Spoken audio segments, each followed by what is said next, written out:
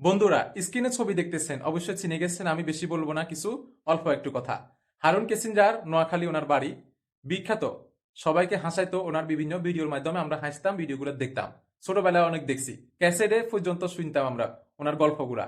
আচ্ছা, যাই হোক, অসুস্থ মানুষ হাসপাতালে আছে, কয়েকটা ছবি হয়তো পাইছে মানুষে, পাইয়া সেখান থেকে নিয়ে অন্য অন্য আইডিতে এগুলা পোস্ট করতেছে, হারুন কিসিঞ্জার মারা গেছে, ইন্নালিল্লাহি ওয়া ইন্না ইলাইহি রাজিউন। খামাখা এমন ভাবে মিথ্যা ছড়াচ্ছে, বলার বাইরে। বাংলাদেশের আংশিক কিছু মানুষ আছে এগুলার সাথে প্রতিনিয়ত জড়িত, ঘটে একটা, মানুষের কাছে উপস্থাপন করে আরেকটা।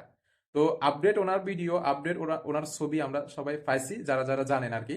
আর যারা এখনো ওই ভুল এগুলা শেয়ার করতেছেন, এটা অন্যদের কাছে পৌঁছাবেন না, সঠিকটা পৌঁছাবেন, সঠিকটা বলবেন। লাইক কমেন্ট শেয়ারের জন্য যদি মিথ্যা, একজন মানুষ অসুস্থ হইতে পারবে না? অসুস্থ মানুষ হাসপাতালে আছে, সুস্থ হবে, ঘরে চলে যাবে, কারণ বলতেছে হারুন কিসিঞ্জার মারা গেছে। তো সবাই ভিডিওটা শেয়ার করে দিন অন্যরা জানার জন্য সঠিকটা।